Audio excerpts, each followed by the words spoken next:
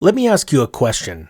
What if the biggest economic impact of artificial intelligence isn't the jobs it replaces, but what happens after those jobs disappear?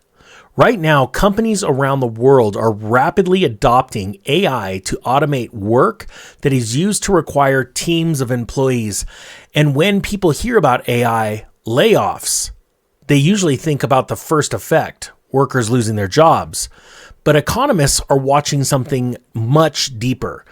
Because large waves of layoffs don't just hit the economy once, they hit twice. First, through the jobs that disappear, and then through the ripple effects that spread across the entire economy. And once you understand how that second wave works, you start to see why economists are paying very close attention to the rise of AI. So now, let's break it down. Let's start with a simple question. Why do layoffs caused by artificial intelligence matter so much for the broader economy? Most people assume the impact is straightforward. Companies automate tasks.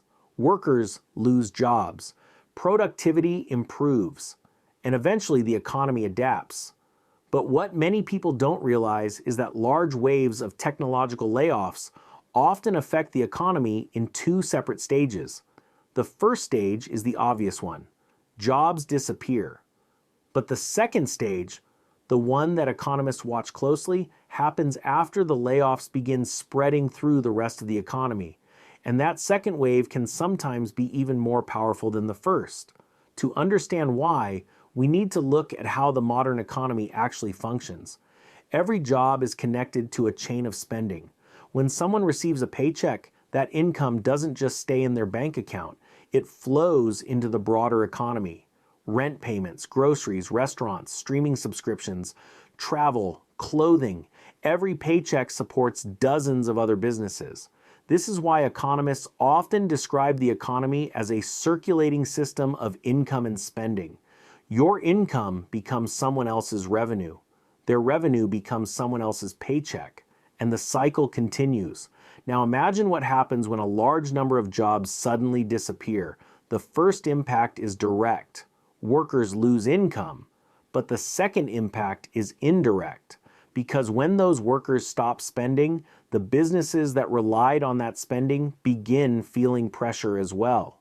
Retail stores see fewer customers, restaurants see fewer reservations, subscription services lose subscribers, travel slows, housing demand weakens, and suddenly the layoffs start spreading into sectors that had nothing to do with the original automation.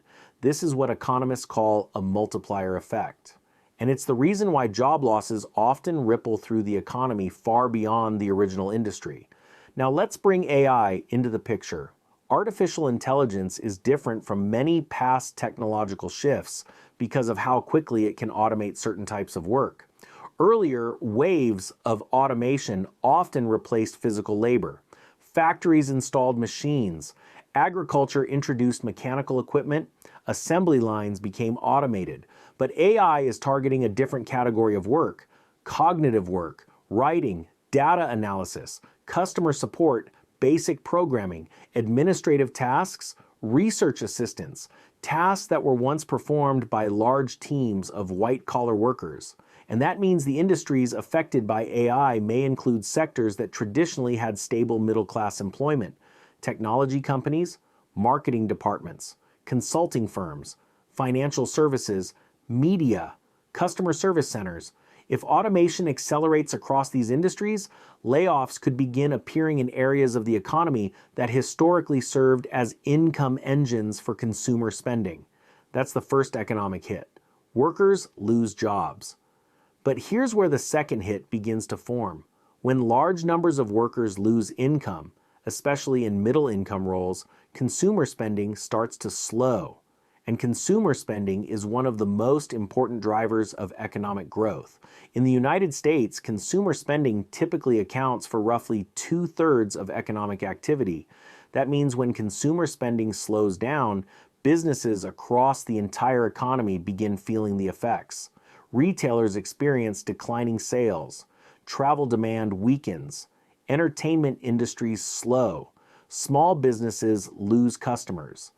And eventually, companies in those industries begin cutting costs as well, which often means more layoffs. So the initial wave of layoffs caused by automation can eventually trigger a second wave of layoffs caused by reduced consumer spending.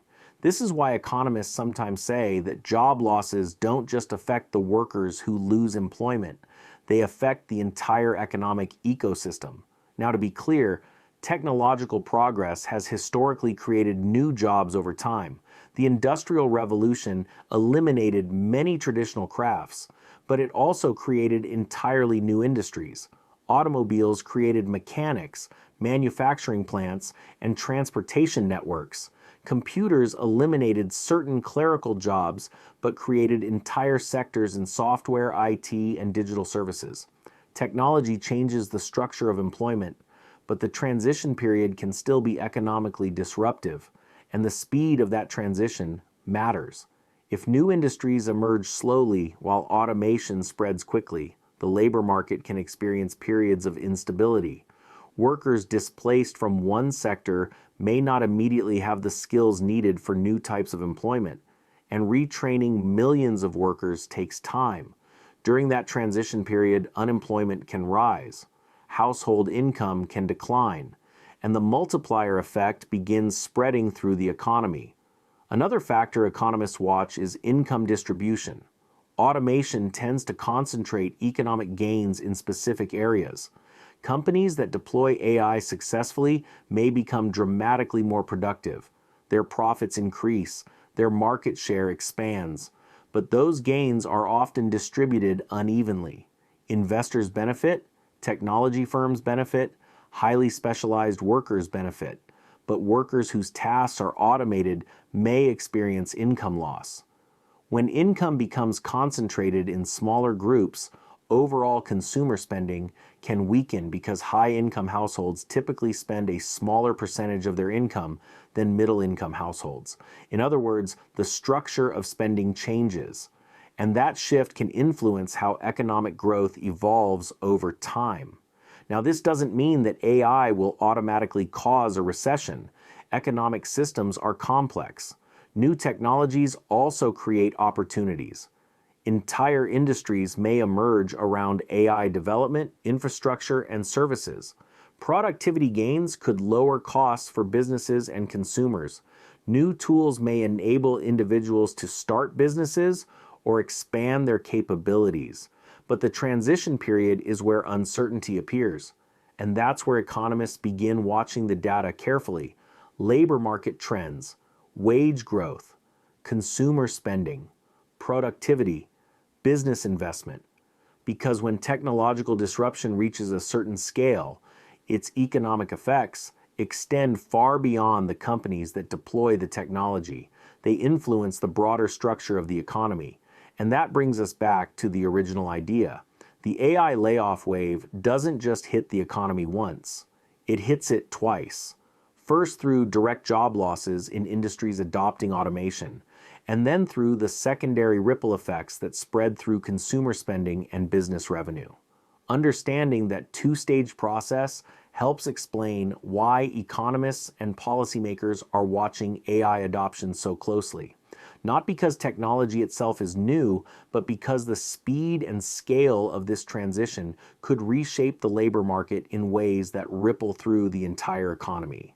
And like many major economic shifts throughout history, the real impact may not appear immediately. It may appear gradually as those second-order effects begin spreading through the system. If you found this breakdown helpful and want more videos explaining how technological change, financial systems, and economic cycles interact, consider subscribing.